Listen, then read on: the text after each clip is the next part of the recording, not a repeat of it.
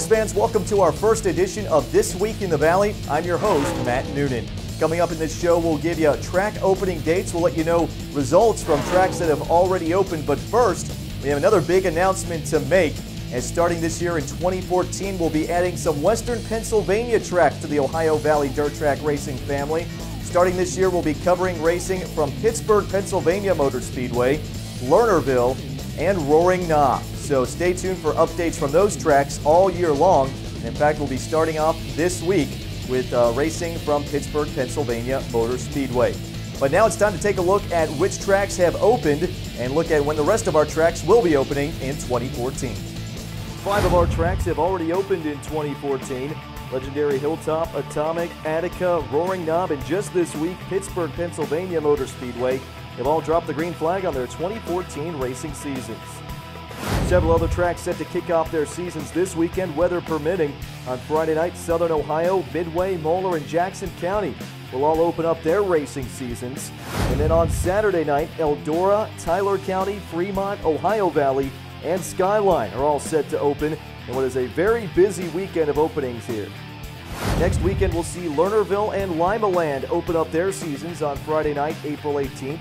And Saturday night, April 19th, Sharon, Princeton, and Deerfield will all kick off their 2014 seasons.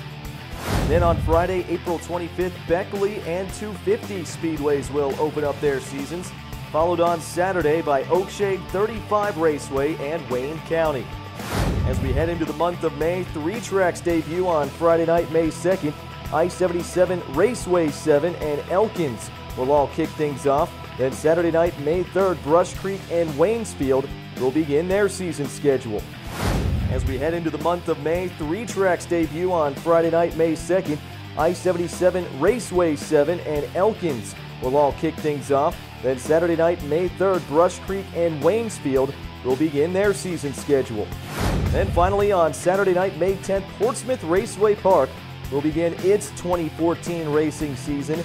And then this summer, 2 tracks with special event-only schedules. Thursday night, July 3rd, Muskingum County Speedway hosts its annual Lucas Oil Late Model Dirt Series event.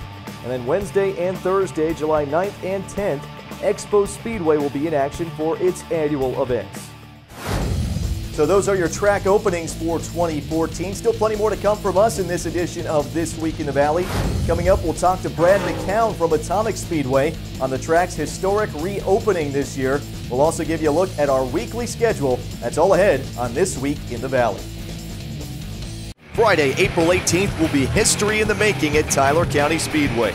For the first time ever, it's Friday Night Lights. Friday Night Lights. In the first big show of the season, the Bullring welcomes the Renegades of Dirt for their Ohio Valley opener.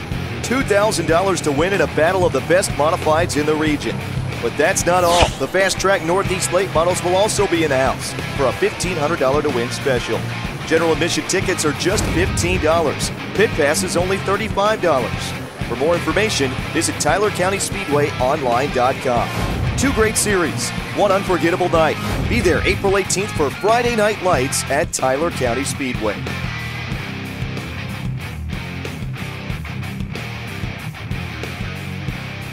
Ron's Auto Center in Chester Hill, Ohio is proud to support OVDTR.com. The next time your personal vehicle needs a pit stop, stop by Ron's for complete auto service. And when you're on your way to the races, stop in for a wide selection of deli meats, cheeses, pizza, subs, snacks, drinks, ice, and more. Ron's Auto Center, the one-stop shop for every race fan's needs, and a proud supporter of OVDTR.com. Whether you call it KC Raceway or Atomic Speedway, the track just south of Chillicothe has hosted numerous big events over the years, and we're excited to have it back open and up and running here in 2014. Brad McGowan of Atomic Speedway now joins us. Brad, I'm sure you're very excited to have a hand in reopening such a long, historic racetrack. Tell us how that all came to be. You know, it was never a dream of mine to own the track, or some people say I'm living on a dream, or whatever, but it never was, just because I always wanted to race, but never was really a good enough racer, had enough time or help in that aspect to be as good as I need to be to compete. So I thought, if I'm going to blow all this money every year on race cars, might as well just take a stab at owning a racetrack. Definitely makes sense. While a lot of us are talking about this year as kind of the grand reopening of Atomic Speedway, you guys actually had the chance to get a couple races run last year. How big of a help was that for you? Running them 4 races, kind of let people know we were serious. I'm sure some people had their doubts. I posted some pictures online of where the grass and stuff was growing up through the track, and people said we'd never be ready to race this year. And we ended up scheduling 6 shows. We ran 4 of them. First night was pretty much standing room only. Some people said it was the biggest crowd they'd seen there, even including the DTWCs. That's some kind of crowd. Brad, before we let you go, I know you guys have a lot of big events scheduled this year. Can you just give us kind of some highlights of your schedule here in 2014? I tried to make every night, something interactive for the fans, something special for everybody.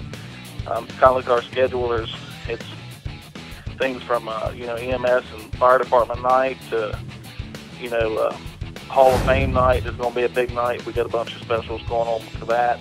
I put in 2 fan appreciation nights, and then meet the drivers and stuff like that. We have a 3-day event on Mother's Day weekend. Pay $5,000 to win on Friday for the late models, and be $15,000 to win on Saturday for late models. That's our first big show of the year. That's Brad McGowan from Atomic Speedway, as the track is already up and running here in 2014 as it reopens to weekly racing in the Ohio Valley. Now it's time to take a look at our weekly schedule. It's a busy week with lots of tracks opening and several other tracks hosting special events. Southern Ohio Speedway leads the way on Friday night, April 11th, with a $3,000 to win late model special. The Ohio Valley Sprint Car Association is in action at Midway Speedway. Boulder Raceway Park hosts the American Modified Series for a $1,500 to win show. Jackson County Speedway opens its season, and Attica and Legendary Hilltop each have regular shows. Then things really get busy on Saturday, April 12th. Eldora Speedway kicks off its season with the UMP Spring Nationals, paying $5,000 to win for both late models and modifieds. Tyler County Speedway welcomes the Stars Mod Lights in the house. Fremont, Ohio Valley, and Skyline each have their season openers, and Atomic, Hilltop, Pittsburgh, and Roaring Knob all feature regular shows. Plenty of great events this weekend. Hopefully Mother Nature cooperates and everybody can get out and enjoy some racing. Well, race fans, we'd like to invite you to participate in This Week in the Valley. We'd invite you to send us your pictures, videos, anything else you have. We'll have poll questions for you and more. So stay tuned to This Week in the Valley in the coming weeks as we're going to get everybody involved. This is your show. So for everybody involved in This Week in the Valley, for Kyle Jones, I'm Matt Noonan. Thanks for watching. We'll see you back here next week.